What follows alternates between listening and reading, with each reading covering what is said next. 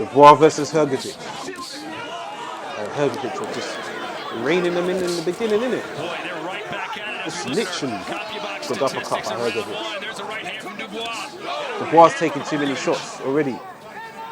Round 4. He's Don Charles, and that's the right guy. But I had Dubois. I said Dubois will win this. He wouldn't believe he could go on a run. What beautiful. Dubois now turning up. This guy just hits like a mule, you can tell. Look at Hrgovic's eye already red. Already bleeding.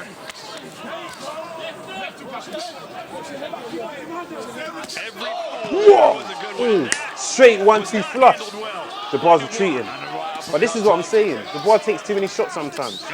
Good double jab cross by Hrgovic.